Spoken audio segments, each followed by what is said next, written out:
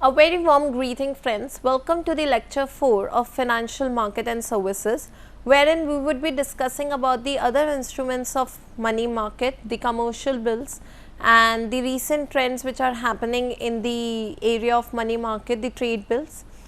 So, I am Soumya Singhal, the Assistant Professor of Lloyd Institute of Management and Technology, Greater Noida.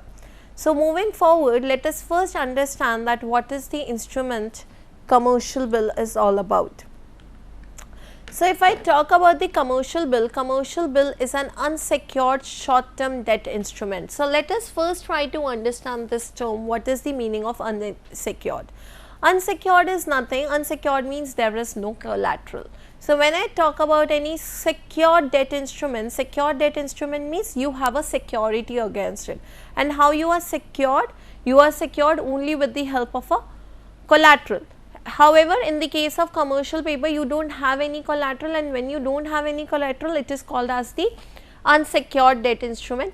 It is a short term debt. Why it is a short term debt? Because it is being issued in the money market, and money market is a market where you deal with the short term transactions. Short term means anything which is less than a year.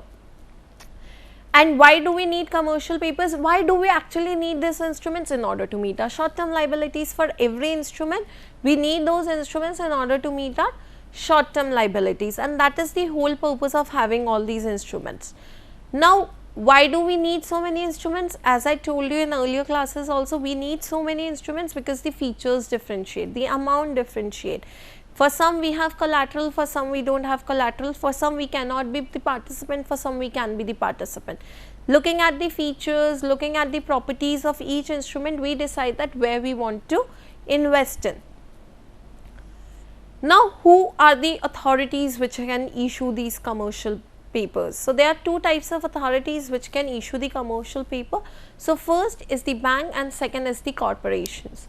So, you have large banks and the corporations, and what are the corporations? Who have the net worth of more than 4 crores. So, if a corporation is having the net worth of more than 4 crores, then that corporation can get involved in the issuing of the commercial paper. So, there is this Professor Simply Simple, how he explains this commercial paper. First, it is a money market instrument because it is for a short term. Second, it is issued by large banks and corporations. Third, to garner money from the money market. So, you can attract the money from the market, you can get all the money from the market and can invest in. And fourth is to meet your short term liabilities. It could be of any reserve ratio, it could be of your any working capital requirement, it could be any your day to day operations. So, to meet all those things, you need the commercial paper. So, when and why was it introduced? So, commercial paper was introduced in the year 1990 when it comes to India. So, in India it was just introduced in 1990. So, 30 years back this particular instrument was being introduced.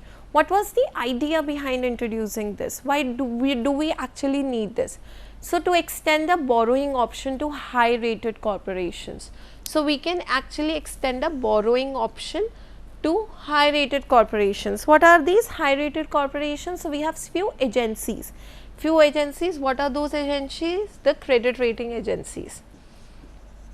If I talk about the credit rating agencies, you have many credit rating agencies like ICRA, CRISIL, CARE, to name few.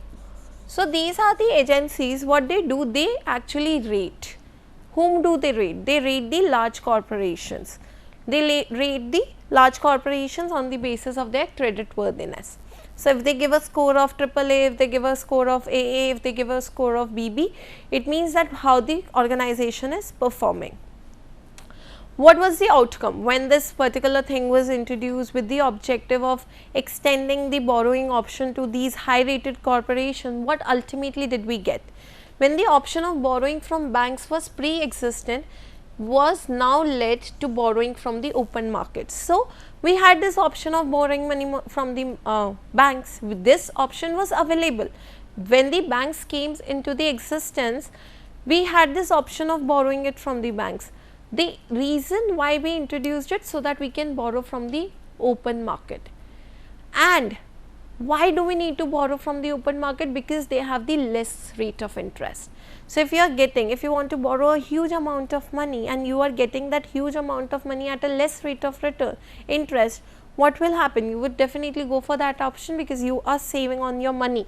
So, why we needed this? Because they had this less rate of interest, they had no collateral. So, it is an unsecured method, and who can actually issue these? Only the large corporations and the banks can get into with these things. So, let us take an example of a ITC. You know that ITC is the owner of a large retail chain and they have different things. So, now they wanted to expand their business, and to expand their business they needed certain funds.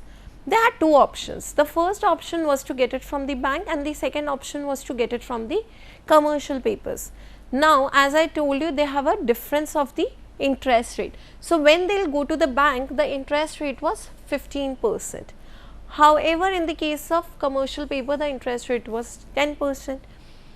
As a finance student, as a human being, as a citizen, as a person who is dealing with money, because we all are financially literate and we know that what is rate of interest and which amount is bigger, is it 10 or is it 15 which is bigger. So, I clearly know that if I am getting an amount at 10% rate of interest and if I am getting amount at 15% rate of interest, definitely I should go for an option which gives me 10% rate of interest. So, in this case what ITC did, ITC also went for the option of choosing it for the commercial paper in order to raise the funds, and with this option what have they done? They have actually gained 5%. So, what can we make out from the summary of the commercial papers? So, when I talk about the summary of commercial papers, who can issue any corporate?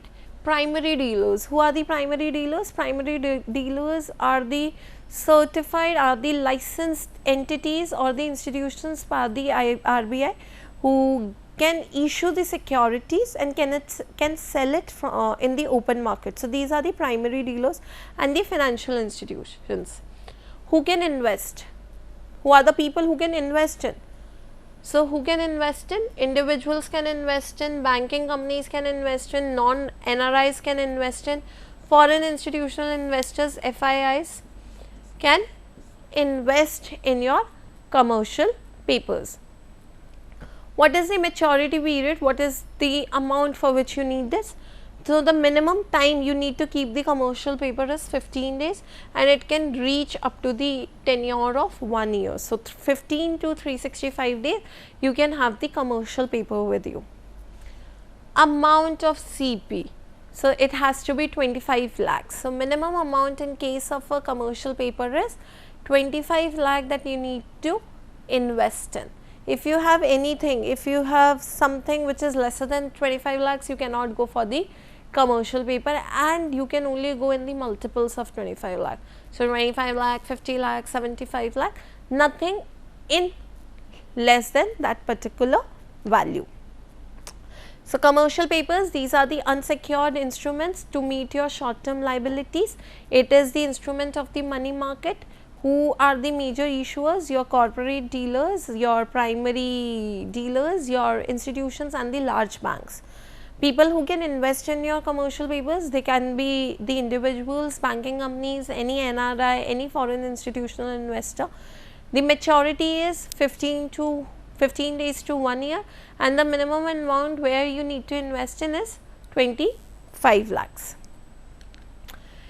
The next important instrument of money market is bills of exchange. So, bills of exchange is really very important when it comes to a money market.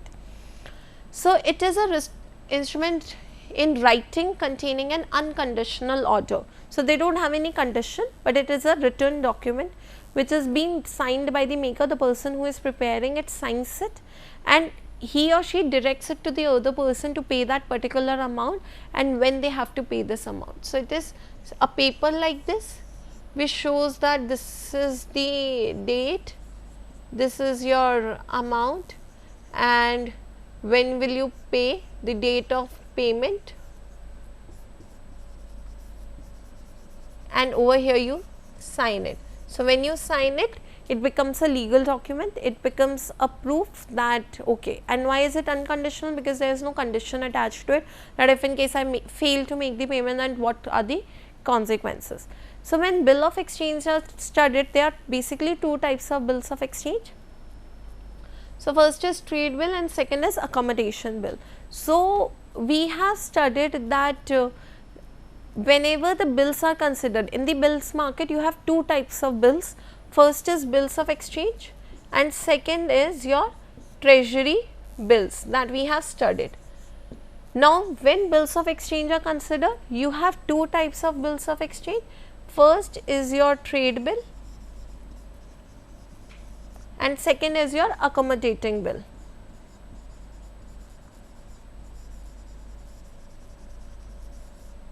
So, these are the two types of bill.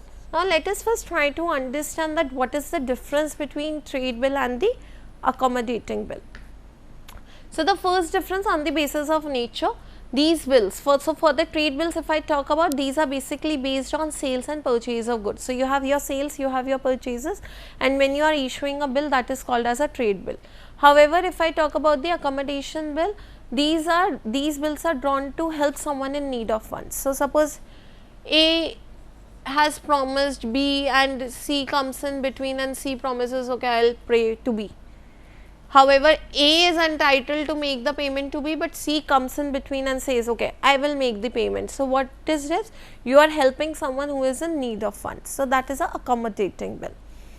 The second is your consideration.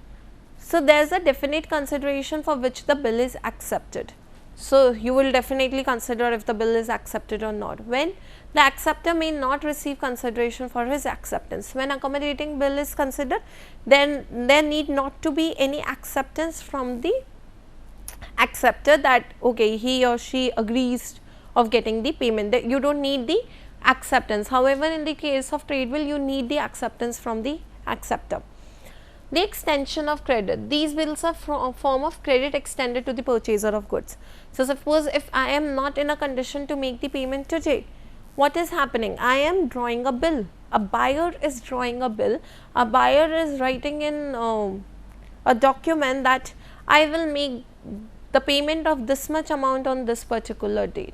So, it is a type of extended credit for me. However, these bills do not have the character of a loan. So, when I talk about the accommodating bills, you do not have any character which is called as a loan. It just goes on, you are just helping a person. So, why it would be treated as a character?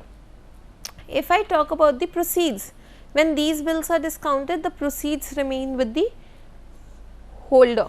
Proceeds means the goods remains with the holder whenever these bills are being discounted. However, when these bills are discounted, the receipts may be shared by two parties. So, two parties, the one who is accommodating and the one who is paying, in both the cases your proceeds will be accommodated. So, these are the major differences. So, accommodation bill is nothing, it is not a liability, you are actually helping someone out of your own consideration, and when trade bill is considered, you are giving in return that yes, I will make the payment and I will make the payment by this date to you. So, let us try to understand the flow of your bills of exchange. So, this is the process of your bills of exchange. So, this is very easy. So, let us understand, this is the seller. The seller is over here, this person has sold the goods.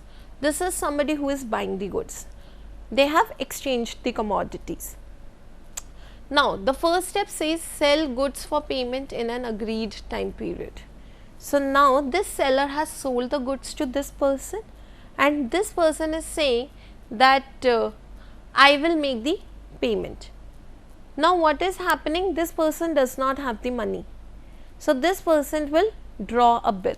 This person will draw a bill. This person has draw a bill. A bill is what? This document that I will pay this thing. Now, what does do? This particular bill goes to the bank. Now, you have three parties involved in it, which we will name technically after discussing how it works. So, you have a bank, I am a seller, my friend is a buyer, my friend has gone to the bank and she has said that okay, this is the amount and bank agrees to provide buyer with the line of credit. So, the bank says okay, I agree, if you are not, I will make the payment on your behalf. So, the bank has agreed to make me the payment on behalf of my friend. Now, what will happen? Now this bank has agreed to her, so she will come to me and she will give that bill to me. See, I have got it signed. Now you don't have to worry, my bank will pay to you. Now suppose I am in need of money, I can go to the bank and I can ask for the money at any point of time. Now suppose my maturity date is,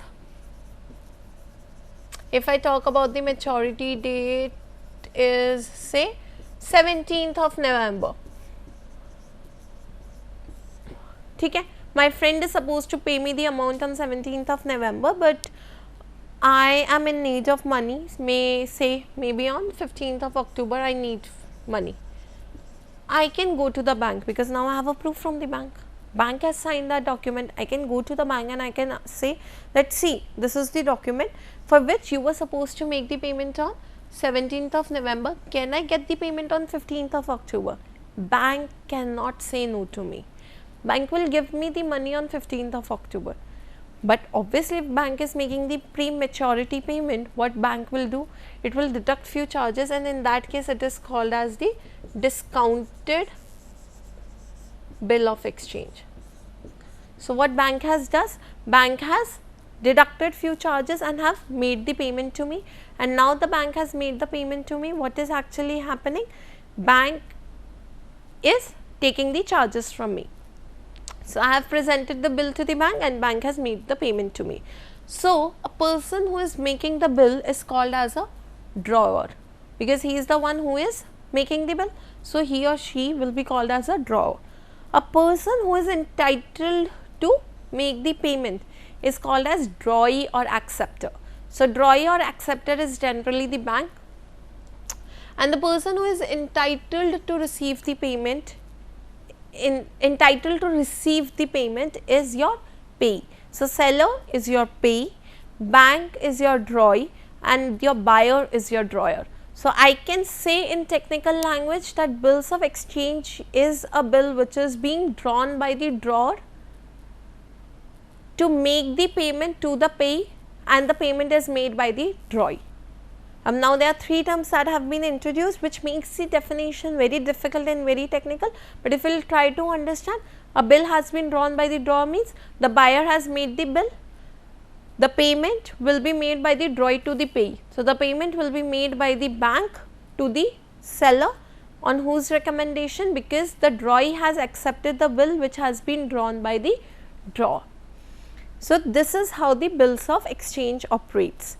So, again in bills of exchange you have three parties that are involved. So, what are these three parties? A payee, a drawer and a drawee. So, just to conclude this slide once again. So, you have three parties: payee, buyer and a drawee. This buyer is called as a drawer. Drawer makes the bill. Drawer goes to the bank, shows the bill that this is the amount which I have to pay by this date. The bank will sign it. Then the drawer gives that bill to the payee. So, payee kaun hai? The payee is the seller. Now, the seller has received that bill. The seller, if in need of money, can go to the bank before the maturity date also, and if the seller goes to the bank before the maturity date, then it will be the discounted bill of exchange, and if the seller goes to the bank on the maturity of date, it will get the amount which is being mentioned in your bills of exchange. So, that was all about the bills of exchange. So, we have studied two concepts. First is the bills of exchange and second is the commercial papers. Now, moving further, we would be discussing about the changes, the trends that have taken place in your money market. So, the government has taken various steps for the growth of Indian money market, and these are the few of the recent steps which government have taken. So, the few of the steps which government has taken is the nationalization of your commercial banks. So, government has nationalized all the commercial banks. Why the government is actually going with the nationalization of commercial banks? Nationalization means privatization of commercial banks in order to give more loans to the people, in order to reduce your NPAs, in order to have more agricultural loans at a discounted price. So whenever government is considered, government has different things in which they have to deal in. So whenever they do the privatization, the basic agenda behind privatization is they can introduce more new technology, they can introduce more stringent laws, they can introduce some rules. So when they actually nationalize all commercial banks, what will happen, that people would be able to get the money, and when people would be able to get the money, what will happen? The money market will improve, people would have more funds, and people would have more funds means they could invest into their business, and if they are investing into their business, they would be able to earn the higher rates, and when they would be able to earn the higher rates, it would benefit the government indirectly. Second thing that they have introduced is the introduction of various relief acts. So there were two different acts which were being introduced. So first was Public Debt Relief Act and second was Urban Relief Act. So what was the purpose of this? The purpose was is to actually ignore the indebtedness of the agriculture, of the farmers, of the people who does not have money. So with this, the government has actually given them a relief that if in case you are not able to repay the amount, it does not bother us. What you can do, you can actually boost up the growth. So that was the major agenda behind the introduction of these various relief acts, and many states are working on these different acts. Each state has their own relief acts on which they work, and the condition may vary from one state to another. The third step which the government has taken is steps taken to curb the disparity in interest rate. So disparity is the difference in your interest rate. So when there is a difference in your interest rate, what will happen? Suppose I told you that the lender is giving the money at 10%, the money lender is giving the money at 10%, the bank is giving the money at 8%, and I have no collateral. So I'll go to the money lender and will ask for the money. So what is happening? There are different interest rates which are prevailing in the market, or maybe there are two different banks which have different interest rate. ICICI is asking for some other interest rate, SBI is giving some other interest rate. So in order to curb all these things, government has introduced new reforms. And how your interest rates are determined? The very easy chart, that this is your demand and supply curve. Here you write the quantity, here you write the interest rates, and if this is the demand of money, and why this is inelastic, because our supply curve has no relation with your interest rate. So that is the supply is this. So if I will talk about this, if my supply decreases, what is happening? The interest rate would actually increase, and if my supply increases, what is happening? The interest rate is actually decreasing. So these are few of the things which government take into consideration. So what government has done, with the help of this particular chart, they come up with one interest rate. If they want to increase the interest rate, what they will do? They will reduce the supply. And how can they reduce the supply of money? By increasing the CRR ratio, by increasing the SLR ratio, by increasing the discount rate, or by selling the securities to the commercial banks. If they are selling the securities to the commercial bank, what will happen? Their money supply will reduce. So with these operations, the government actually controls the interest rate. The fourth is repurchase options of treasury bills to boost the bill market. I told you that in bill market you have two options. First is bill of exchange and second is treasury bills. So what they do, they give the repurchase options of treasury bills, that you can again purchase the treasury bill, so that more and more market can be boosted up and there could be more credit creation. Moving forward, the fifth point, introduction of credit rating for commercial paper and promissory notes. So I told you that you have some credit rating agencies. I told you that you have some credit rating agencies like CRISIL, CARE, ICRA.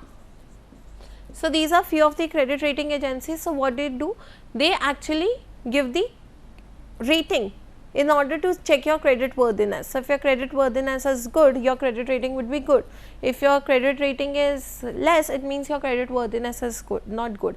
And when I talk about credit worthiness is nothing. Credit worthiness is how much amount you can actually pay. whether you are in a position to pay or not. Next is the money market mutual fund. So, when I talk about the money market mutual fund is something which is being highlighted nowadays a lot. Mutual fund is anything where we need to invest in. So, when you do not have a lot many funds like 25 lakhs, 1 lakh, 25,000, 10,000, you just have a small amount of 1,000 rupees, 5,000, 500 rupees, you can go with the mutual funds. You can invest your money over there and you can earn the higher rates. So, it is a pool of money. Suppose person A, person B, person C, person D, person E, there are different people who are operating. Person A has 500, person B has 500, person C has 500, person D has 1000, person E has 500. So, if you will calculate this amount, the total is 3000 rupees. So, this total will be invested in any of the money market instrument, and the interest that you would be getting, that would be divided among A, B, C, D, E on their profit sharing ratios. So, if you do not have much money with you, if you cannot invest a huge amount, you can start with a small investment. Next is the establishment of the Discount and Finance House of India. So, Discount and Finance House of India was established in 1988, and the main purpose of establishing this particular house was to ease the smooth functioning of your money market. So, what does they do? They actually look after your treasury bills, they see that how the operations are being done, they become the secondary market. So, to ease the functions of the secondary market, they buy the treasury bills and then they sell it. I told you that you have primary market and secondary market. Primary market is somewhere where you deal with the primary issue of the things, which is the new issue of the things. And when I talk about the secondary market is a market wherein you deal with the repurchase, reissue of shares. So, what do they do? DFHI actually smoothens, DHI actually strengthens the secondary market. Liquidity Adjustment Facility. So, LAF. LAF is the most important tool which the monetary policy uses. So, how LAF works? LAF is just based on two factors, which is your repo rate and your reverse repo rate. Now, what is a repo rate? Repo rate is nothing. Repo rate is a rate at which commercial banks are borrowing from the RBI, and reverse repo rate is at what rate the RBI is borrowing from the commercial banks. And LAF is just the adjustment. LAF actually sees the difference between the repo rate and reverse repo rate, and it adjusts. And when it adjusts everything, that is the liquidity adjustment facility, because to see that at what rate you are buying the securities or at what rate you are lending the securities, there has to be an equilibrium between them, and that is how liquidity adjustment facility operates. The ninth and the last point is the establishment of the Clearing Corporation of India Limited. So, CCIL was basically established in order to see the trading and the clearing of your money market instruments. So, there has to be any authority who looks after the clearing and other corporations of it. So, I told you that whenever the treasury bills, the auction for the treasury bills take place, CCIL is one of the authority which looks after it. So, the main agenda of CCIL is to monitor all those activities which are taking place online and to see that the transaction is being done on time. So, these were the few recent trends that have taken place in the money market, wherein they have introduced the DFHI, they have introduced the CCIL, they have introduced the concept of a mutual fund, they have actually started with the commercialization of your banks, they have started with the credit rating for your commercial banks and promissory notes. So, government is working on your money market, because if the government is not able to work on the money market, then they won't be able to operate the capital market in a proper manner, and for the operation of the capital market, money market needs to be in equilibrium. So, there could not be any discrepancy in your interest rate. That is why the operation of money market leads to all this. And the reason why we have different instruments in the money market is that Every instrument has different features, and it becomes really very important before investing in any of the instrument to understand that what are the features, what should be the amount, what is the maturity, am I eligible, am I the participant. So, this helps in. So, this was all about today's class. We would be discussing in detail about the capital market and other things in the next class. So, thank you everyone.